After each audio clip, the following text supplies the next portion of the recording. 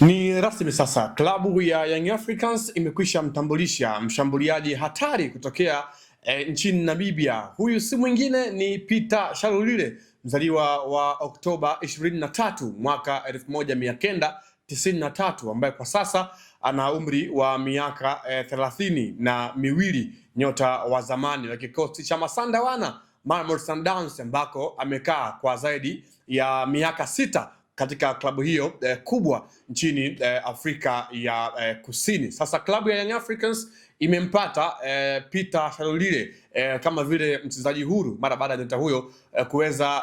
kuachana na klabu yake ya zamani ya Masandawana na kubakia kama vile mchezaji ambaye ni huru, jambo ambalo limewashawishi Young Africans kuweza kumsajili nyota huyo, na hatimaye tayari amekwisha tambulishwa kwa usiku wa kuamkia leo kwamba ni sehemu ya kikosi cha Young Africans kwa msimu ujao wa mashindano 2026 2027. Shalulile ni miongoni mwa washambuliaji wenye rekodi nzuri hasa katika ligi kuu soka nchini Afrika ya Kusini, kwani yeye hadi hivi sasa ndiye ambaye anashikilia rekodi ya kuwa mfungaji bora wa muda wote kunako kikosi kunako ligi kuu soka nchini Afrika ya Kusini, akiwa na zaidi ya magoli 130, jambo ambalo linafanya aweke historia katika ligi hiyo kubwa katika ukanda wa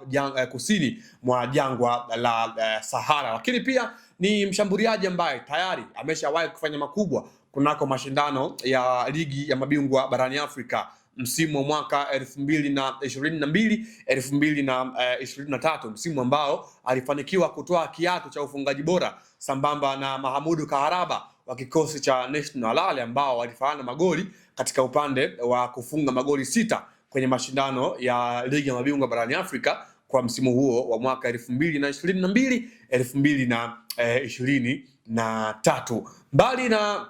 mafanikio kwenye vilabu, Shalulile ni miongoni mwa wachezaji ambao wamekuwa wanatumainiwa sana kwenye kikosi cha timu ya taifa ya Namibia kutokana na ubora wake ambao amekuwa nao, uzoefu wake ambao amekuwa nao, namna nzuri ambayo amekuwa akijishape katika upande wa sanaa nzima ya kiuongozi. Ni sehemu ya jambo ambalo limekuwa linadhihirisha ubora wa Shashaman pale ambako anapokuwa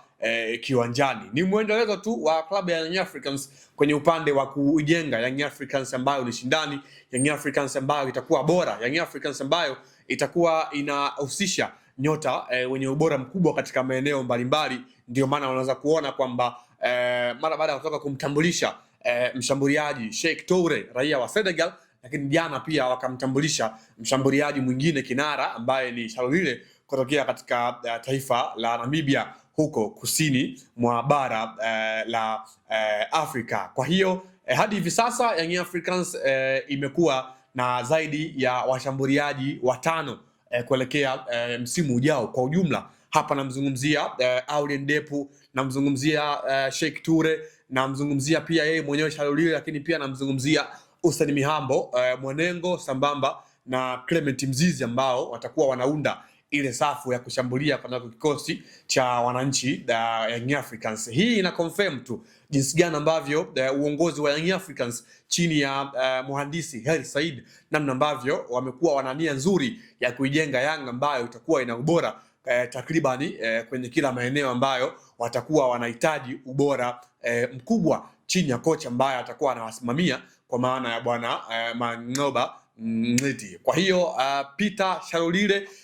mshambuliaji mwenye rekodi kubwa katika taifa la Afrika Kusini ambako amedumu kwa zaidi ya miaka 5, hatimaye ametambulishwa Young Africans na anakwenda kufungua ukurasa mpya nje ya soka la Afrika ya Kusini, kwani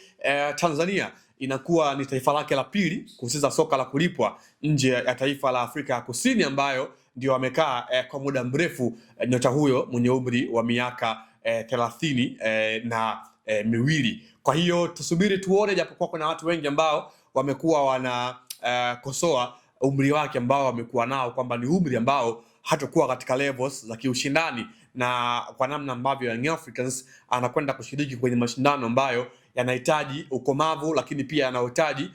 ile competition level ambayo mchezaji inabidi awe nayo mwanzoni mwa msimu hadi mwisho mwa msimu moja kwa moja. Jina langu mimi ni Leopard John. Mtazamaji, nikushukuru kwa wewe ambaye umekuwa nami kwa siku ya leo, lakini humu ndani sikuwa peke yangu, alikuwepo pia Agnes Alois ambaye alikuwa nyuma ya kamera na amekuletea kile ambacho unastahili kwa siku ya leo. Hadi wakati mwingine, kwaheri kwa sasa.